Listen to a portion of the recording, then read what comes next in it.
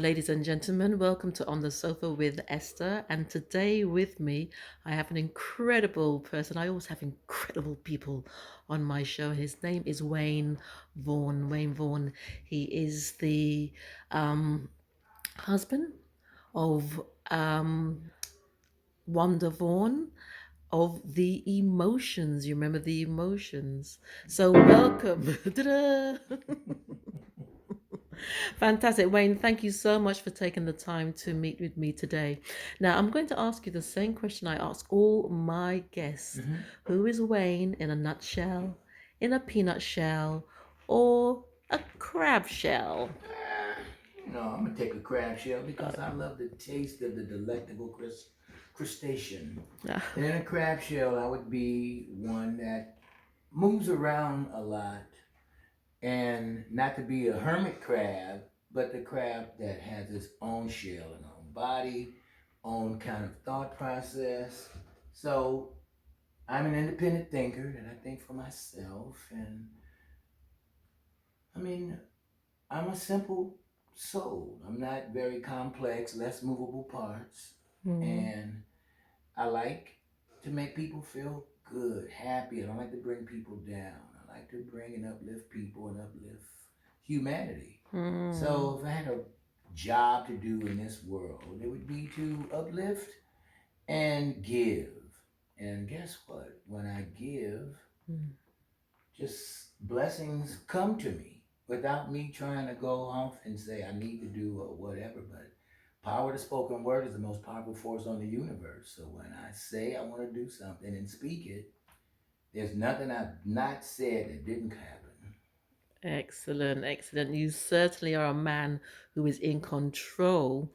Not in control in an egotistical way, but in control of who he is and responsible for his actions. So, Waynne, we are now going to take you back a little. I mean, you just played a tune that you did when you were in your 20s, but just give us a little bit of history in terms of your involvement in the music industry, because I know there's so much that, but we're going to just give people a little taste of that particular journey. Well, the journey started early in life, elementary school, playing the flute. And then from there, I went to learn the piano, or tried to learn the piano, still learning. And I was at 13. So from 9 to 13, and then from 13 to 16, and then that's when I decided I wanted to be a musician. I was um, torn between a scientist, a mathematician, or a musician. So I decided to go with the music because I was very passionate about it, but I was also passionate about science and mathematics. Mm. So and I still am. I was into astronomy big time and things of that nature. But the music stuck. So I went to learn everything that I could learn about music, and I went through high school and went through college. Then I graduated from UCLA, and from that journey, it took me to meeting Quincy Jones and going on the road with a group called the Brothers Johnson. And I was Oh, touring wow. for many years out on the road, like 6 solid years, and then maybe a couple of more Mm. where I met a few more artists. And I met a lot of guys, seen them come, seen them go. And I decided that the road life wasn't necessarily that I was cut out for because Mm. I wanted to start a family and, do all that stuff. So that would have me to be in town more. So if I can be in town making the same or better money in town, then it would afford me to be able to have a family and come home and play with my kids at night as opposed to me living out of a suitcase every night. Excellent, So excellent. it came from there. So that was the journey to get to that point. And then friend of Brothers Johnson, a little group named the Emotions, opened up for the brothers. And in that journey, I met Wanda, and then we got married, and I started having a bunch of kids. I made a joke with her and said, "I'm gonna keep you barefoot and pregnant," but the power of the spoken word once again, because I literally did that, Uh-huh. and not really meaning to or not giving into the consideration that what I had learned about the power of the spoken word, one thing about it, it does happen. So jokingly, I said it because I've always had a wedding date for me set on June the 33rd. It had been there since I was a kid. And it finally, June the 33rd, finally came. And I got married and had the babies. And then the journey continued by meeting Maurice White through Wanda because they were being produced by Maurice. And I met Maurice and we were working on Emotions Project. And he says, Waynne, you got any songs for the fire? And then that brought us to me working with Earth, Wind, and Fire for the. That was in 1978. Mm. And I worked with them until 2005 that I did the last record on Maurice singing a song, right when he was going through his the beginning of his Parkinson's disease.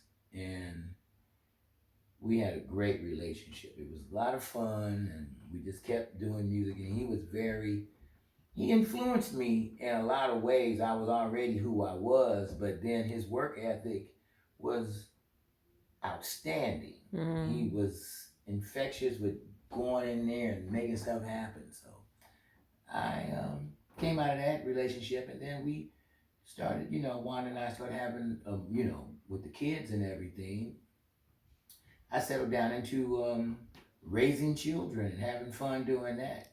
So each thing from music to raising a family to cooking to designing clothes and then having them realized and any and everything that I wanted to do, I just said, hey, I want to do that. And I started doing it. Excellent. Okay. Rolling. Don't miss my neighbors. I don't remember that song. I know, Okay, rolling. So play me something. Play me something. Say it again, Sam. Play the game, Sam. Oh, see, Sam like these complex harmonies. Play the game, Wayne.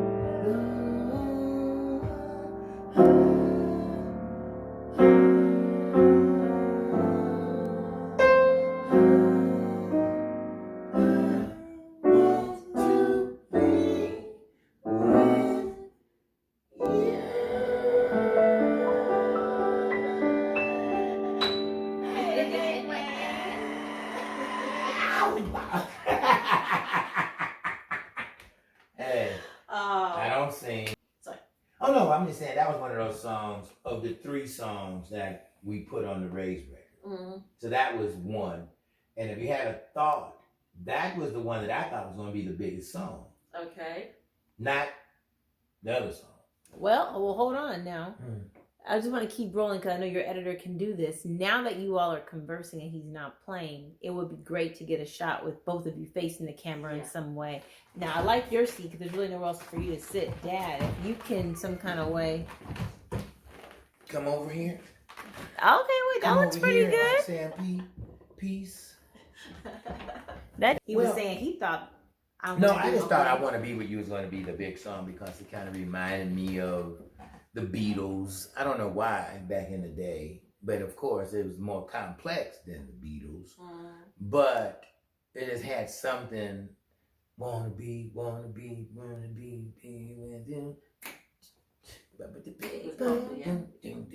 I thought it was like that, but anyway, it wasn't meant to be because, like I was telling you, the promotion and distribution and putting it out and all of that.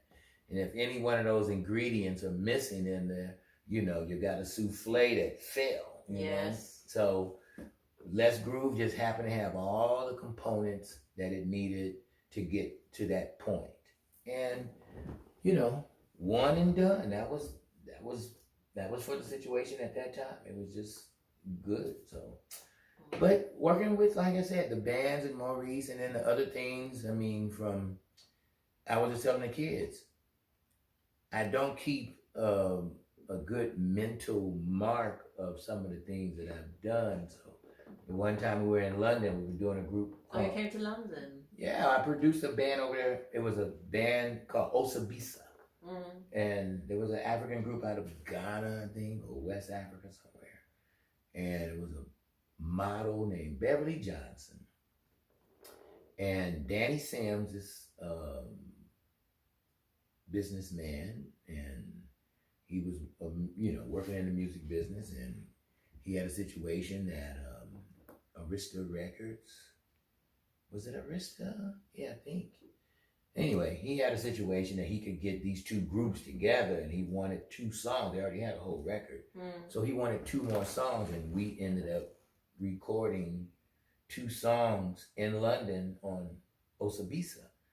And then Frankie Crocker on WBLS in New York went on the record, and I come back to LA and I'm doing stuff, and one of my boys, Ed Eckstein, that ended up being the president of Mercury Records, signing like Tony, and signing Brian McKnight and Vanessa Williams and some more stuff. But Ed, instead of Billy Eckstein's son, he was one of our managers of the Brothers Johnson. He said, he used to call me Uncle Earl for some reason. One of George's and Lewis's uncles played piano was named Earl, Uncle Earl. So they would say, Uncle Earl. So Ed came one day, we were in the office, and he said, Uncle Earl, man, they playing a record on WBLS. I think you got one. I'm like, huh? What's that? Is that the Let's Groove? No, way before Let's Groove. Okay. Way before. This was on Osabisa, the African group. This was in 1979. So it wasn't far from Let's Groove, because right after that year, we did Let's Groove later on in 1980. And it came out in 81. Came out the same year. So Let's Groove has been out as long as Wendy's been on the planet. So she's the Let's Groove tonight, baby. So, but yeah, I did some work with Lionel Richie. I did some work with Glenn Fry. I did some work with, who is the guy that did the Sweet Caroline? Who is that? I can't think of his name for nothing, but he's, but we did a movie. He did a remake of the jazz singer. Neil Diamond. And the first song you and Mom wrote together.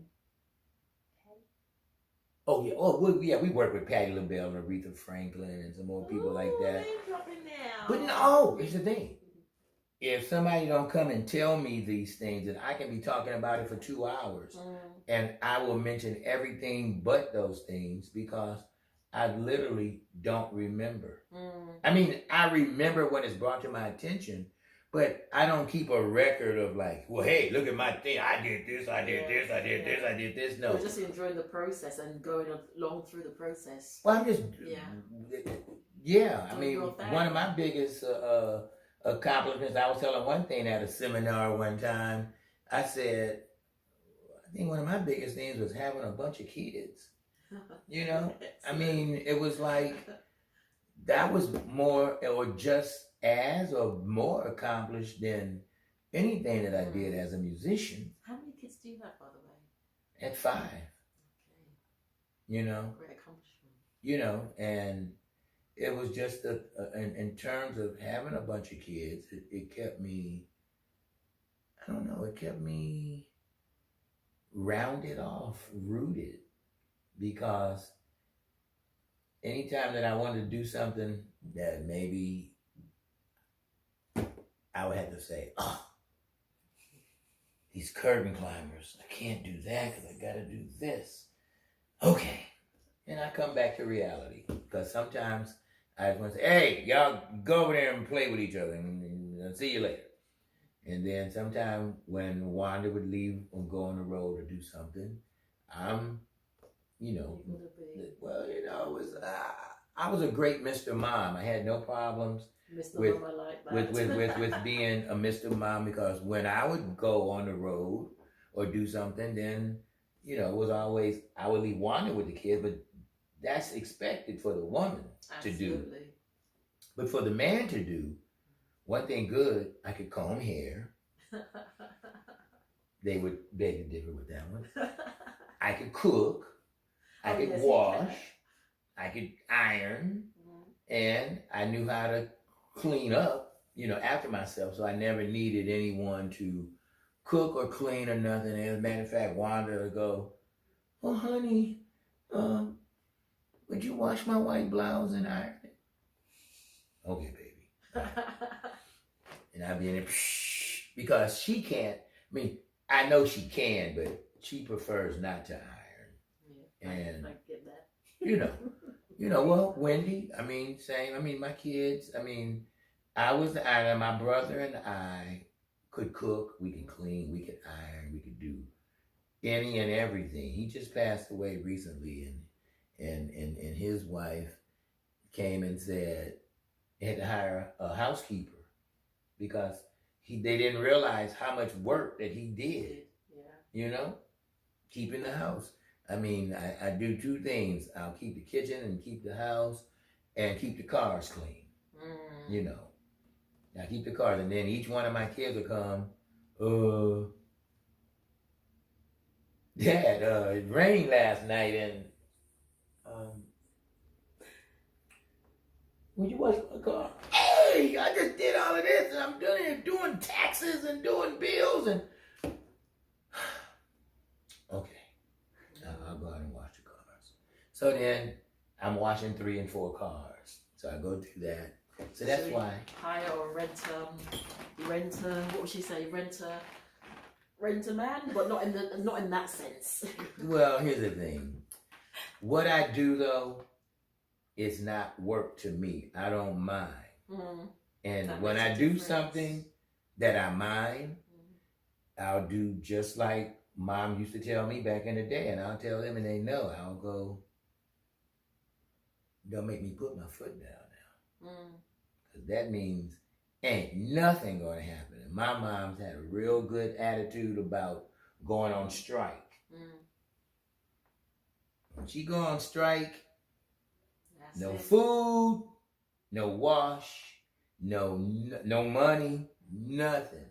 So we all had to do our own thing. And I'm telling you, I went to work at 16 after I was working with my dad at 13. But I went to work at a market in the hood called Harry's Market. The hood. I just love that, in the hood. In the hood. In the neighborhood. Oh, yeah. I worked at Harry's Market, and would you believe they filmed the Serena and Venus movie? Okay. And my market that I worked at 16 in 1969, they cut the scene where the dad made them walk home from the market. That was the market that I worked in, the neighborhood market on 87th and Compton Avenue. So I haven't seen the movie yet, but I hear the stories in the movie. So I said, okay, I got to see that, because the hardest thing for me to do is to sit down and watch a movie. Because you're always so busy. I keep myself acclimated in nature and my mind free and clear. So for me to invest sitting down for 2 hours to watch a movie, and usually when I do that, the movie's not good. And the worst thing about movies, it wouldn't be with that movie because I understand it. It was like autobiographical or whatever, but I can figure movies out. And I hate doing that. I hate watching a movie that I figure out what's going to happen before it's happened. So, yeah, okay, you know me. I'll go off on some other tangents when we talk. So we're just gonna rein this in a little bit. So you know what are you doing now, Waynne? You know, you've had quite an eclectic, I love that word, musical career. You've had quite an eclectic life, and it's been great that your children have been the center of that focus, and that's given you the pleasure, the joy, and the fulfillment. So what do you feel, other than your children, have been your greatest accomplishments musically? Well, believe it or not, you have come over to my house and witnessed what is in the making since the end of 2019. Everything that I go and what I put together and do, something comes up to stop it for some reason. And it goes from 2006, when I was starting to do the house. Then we have a mudslide hit the whole house. Okay? It wasn't from a rainstorm, but it blew like, I don't know, maybe 100,000 cubic feet of dirt into the house. Blew the windows off, blew the doors off. From the backyard. It was a geostatic explosion. And it blew this mountain into my kitchen, knocked Wanda down, if she had fell face down, she'd have been buried in like 8 feet of mud and water. It was horrific. It was traumatic. But I was in the process of redoing the house then. Not knowing from 2006 that I wouldn't even have a kitchen. The kitchen that you see in there, we didn't get back till 2008. Wow. So now I went into a new thing that I said, okay, I'm going to put the house back together. It's been 14 years since that happened. So you're in a room that you see this big computer down there. This computer, you can cut Star Wars on that. Okay. So I bought a computer that you can cut movies with, because music now is, for all intent and purposes, nowhere near the music that I was doing. So you have to go visual, and we're in a process to go visual with that stuff. So the music always will be a big part, but I'm getting feel for the music with the video. With the video, with the visual. So this room that we're in tonight is called the Dungeon. And this is Dungeon West. Over there's a Dungeon East. You see all the instruments and everything that I have all over the place. Well, this is the studio. We've done many records down here. But now I have you're setting on some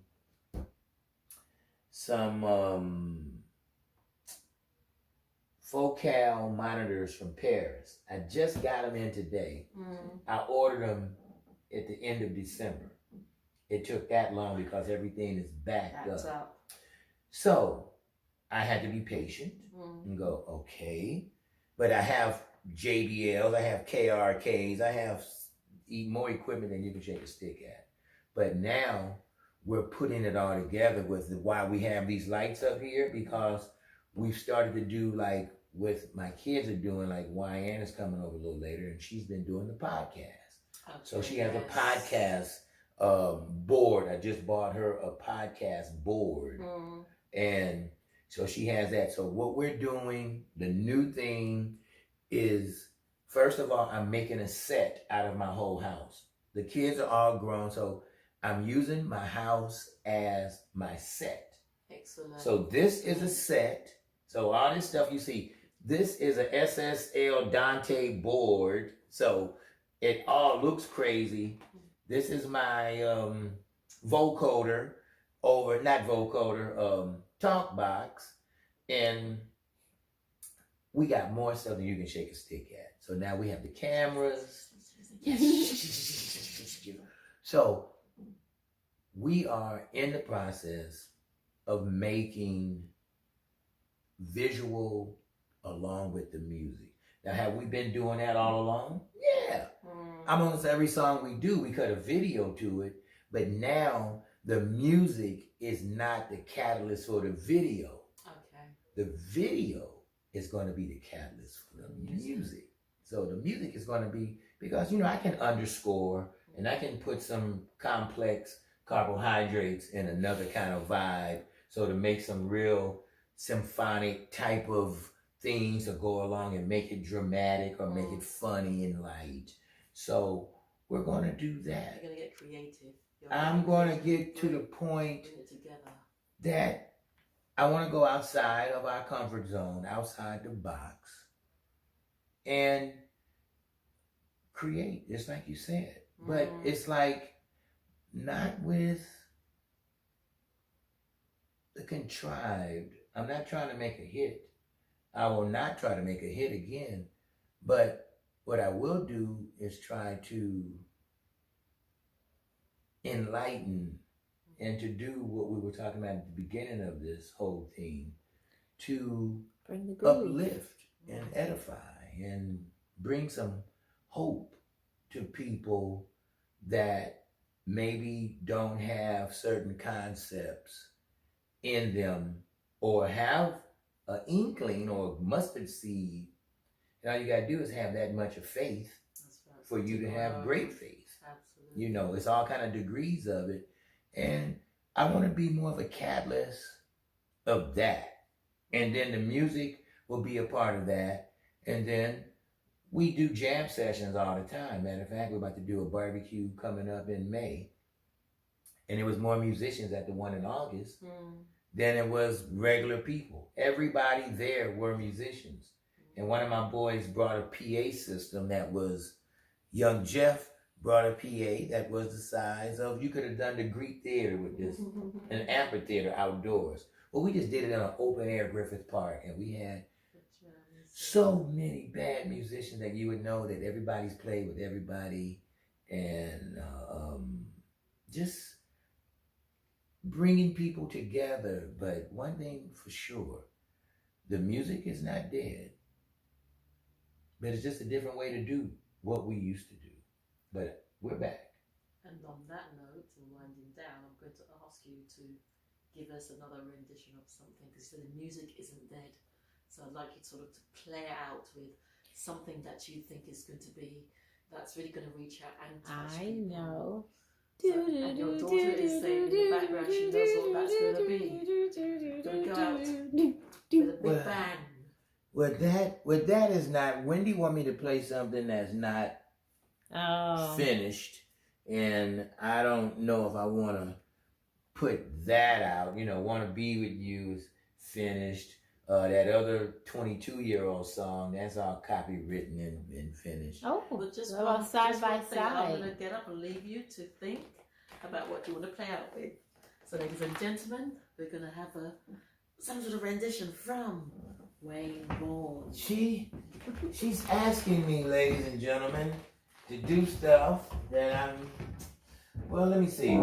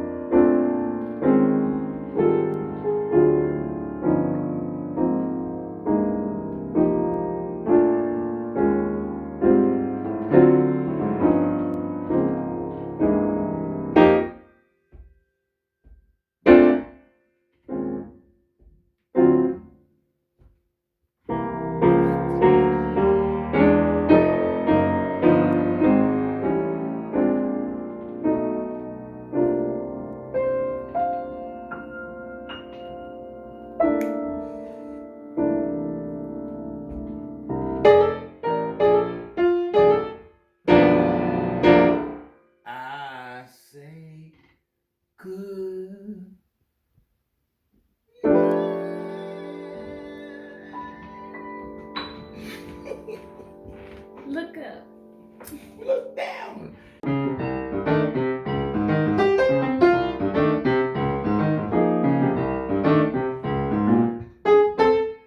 me see. Let me see. Okay, let me see. 3, 4, let me see.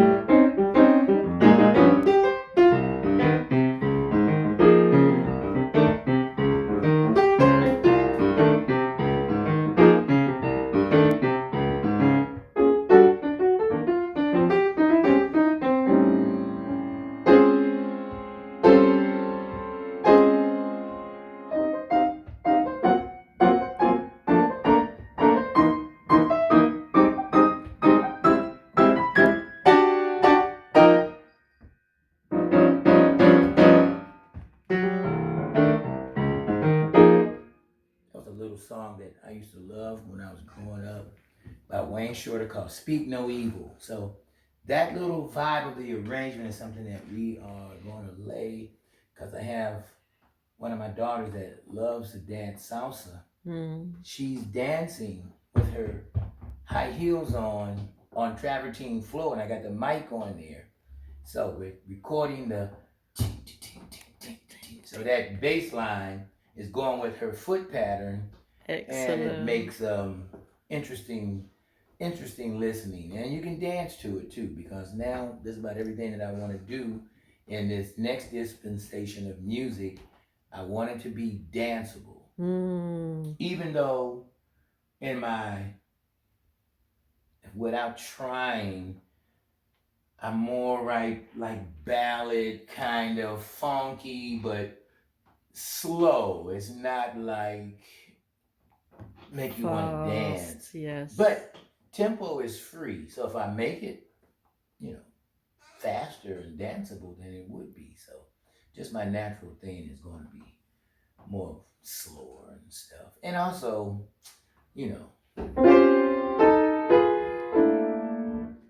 I mean, those are not really pop chords, but it's what I hear. So I like to do that kind of stuff. And then add the funk to it.